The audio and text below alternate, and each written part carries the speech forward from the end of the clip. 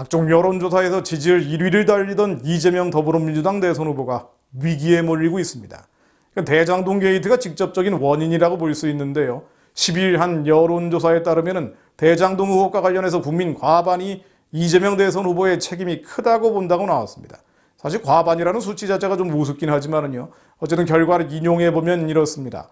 윈지 코리아 컨설팅이 아시아경제의뢰로 지난 9일에서 10일 사이 전국의 만 18세 이상 1023명을 대상으로 조사한 결과에 따르면 대장동 관련 사업을 두고 당시 사업을 설계하고 성남도시개발공사의 지휘권을 가진 이 지사의 책임이 크다는 응답이 56.5%였습니다.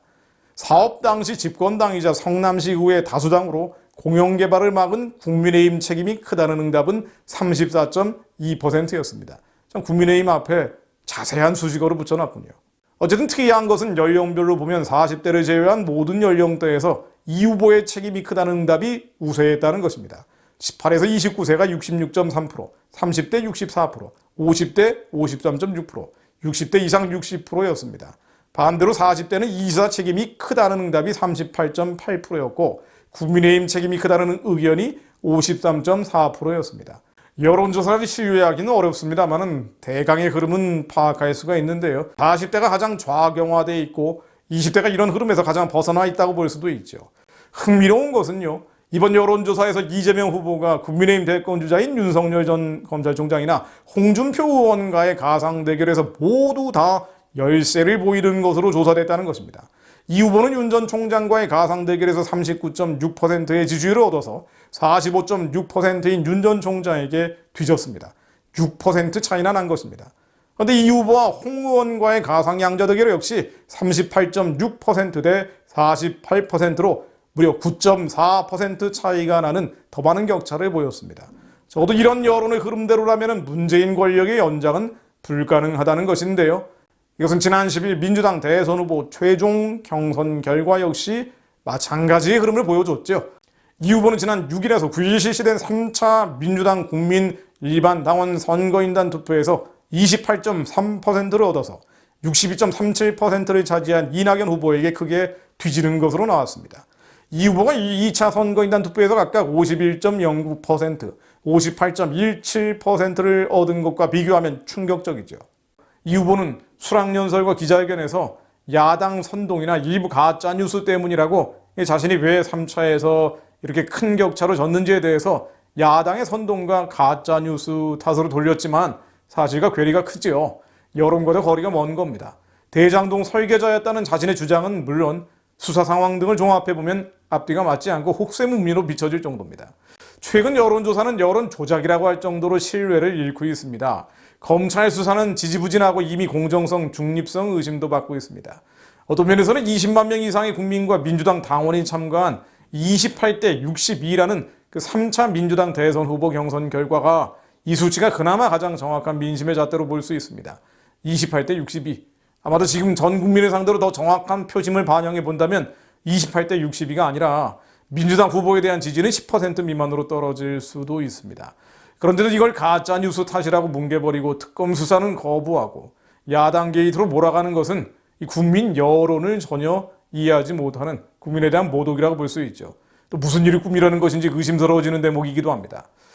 국민들은 물론 특히 기독교인들이 분별할 것은 자유민주주의 시장경제 한미동맹, 실은 교회를 지키기 위해 유지되어 온 대한민국의 이 체제를 계속 지킬 수 있을 것인지 아니면 뒤집힐 것인지 형식적으로는 내년 3월 대선에서 판가름 난다는 것입니다. 하나님께 대한민국의 또 이 민족 교회와 하나님의 백성들을 불쌍히 여기시고 회복의 소망을 허락해달라고 기도합니다.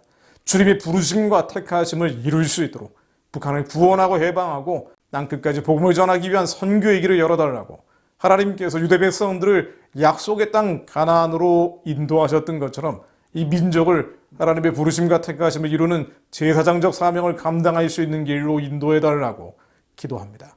제가 요즘 자주 인용하는 요나서 4장 9절 10절과 마태복음 10장 26절 말씀을 읽고 기도하고 마무리합니다.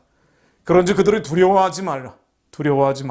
감추인 것이 드러나지 않을 것이었고 숨은 것이 알려지지 않을 것이 없느니라. 여호와께서 이르시되 내가 수고도 아니하였고 재배도 아니하였고 하룻밤에 났다가 하룻밤에 말라버린 이 박농굴을 아꼈거든.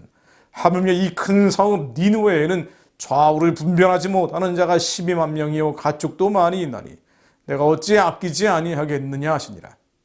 하나님, 심판받아 마땅한 니느웨를 10여만 명의 좌우를 분별치 못하는 자들을 보시고도 주님께서 불쌍히 여기셨던 것처럼 하나님, 저희들이 심판의 칼 끝에 서 있고 하나님께 패역하고 배도하고 주님을 떠나버린 교회들이 너무나 많으며 마음속에 주님을 두기 싫어하는 백성들이 악을 스스로 불러들이고 있으나 하나님, 저희들을 불쌍히 여기시고 하나님께서 대한민국을 세우셨던 그 애초의 부르심과 택하심을 이룰 수 있도록 북한을 열고 땅 끝까지 복음 전하는 이 민족의 사명 감당할 수 있도록 하나님, 저희를 불쌍히 여겨주옵소서.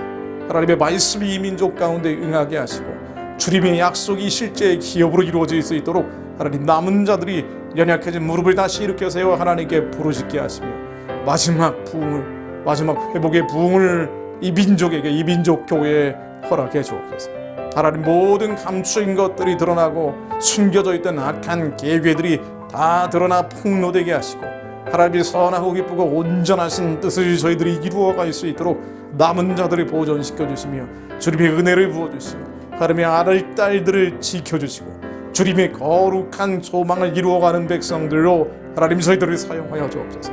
내년 3월 대통령 선거에 하나님 개입하여 주시어 아직도 미혹되어 있는 수많은 그리스도인들 정신 차리게 하시고 이 민족 교회들이 정신 차리게 하시어 하나님, 교회를 지키고 선교의 길을 열어내기 위해 하나님, 마지막 기회를 이 백성들에게 허락해 주옵소서.